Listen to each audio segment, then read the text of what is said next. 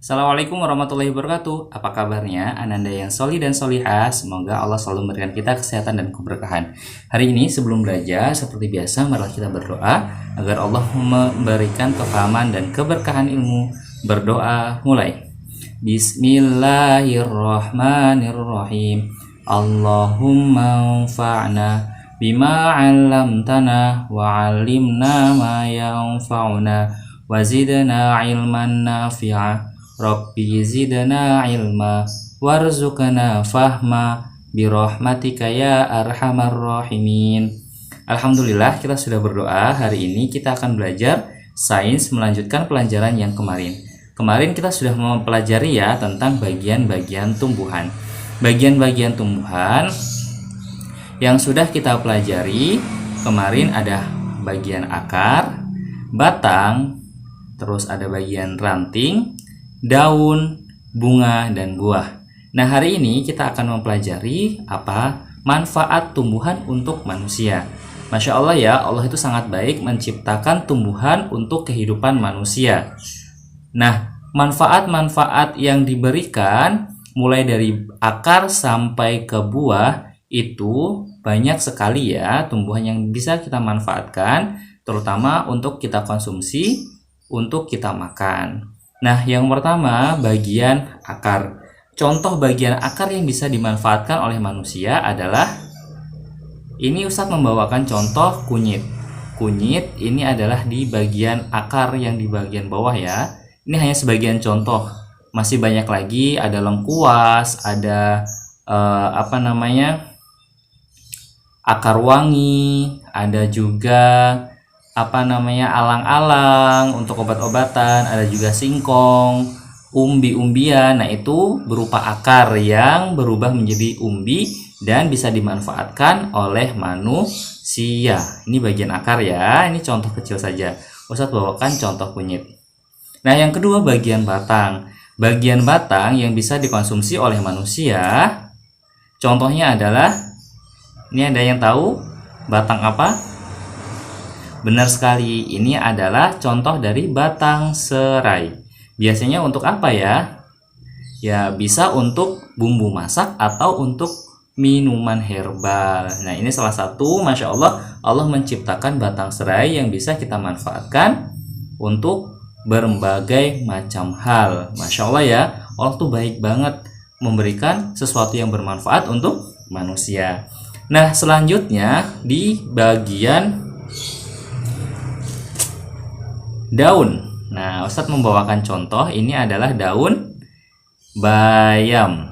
Ini contoh saja ya, masih banyak sekali daun-daun yang bisa dimanfaatkan untuk dikonsumsi oleh manusia. Ini contoh saja adalah daun bayam. Bisa kalian menyebutkan daun apa saja?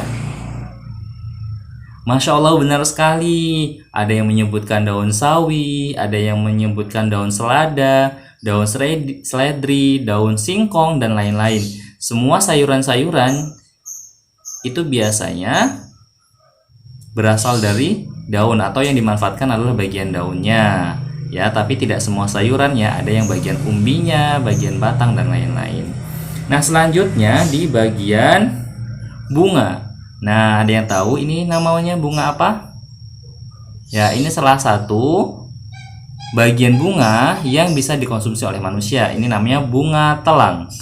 Nah, bunga telang ini bisa dimanfaatkan oleh manusia sebagai minuman.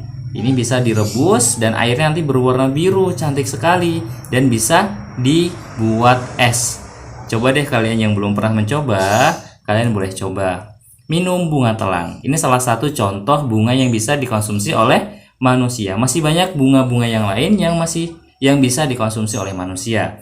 Yang selanjutnya adalah buah. Ustadz di sini memiliki buah. Ada yang tahu buah apa? Ya, ini adalah buah alpukat. Buah alpukat adalah salah satu buah yang bisa dimanfaatkan oleh manusia. Nah, buah alpukat, selain buah alpukat, ada buah-buah yang lain. Misal buah mangga. Buah apa lagi? Jeruk, benar. Terus apel dan buah-buahan yang lainnya yang itu diciptakan oleh Allah untuk bisa dikonsumsi oleh manusia. Nah, Selain buah, ada juga yang namanya biji. Ya, Ustadz memiliki contoh di sini adalah biji kacang hijau. Nah, biji kacang hijau juga bisa dimanfaatkan oleh manusia. Untuk apa biasanya? Benar sekali, untuk bubur kacang hijau. Ada yang suka bubur kacang hijau?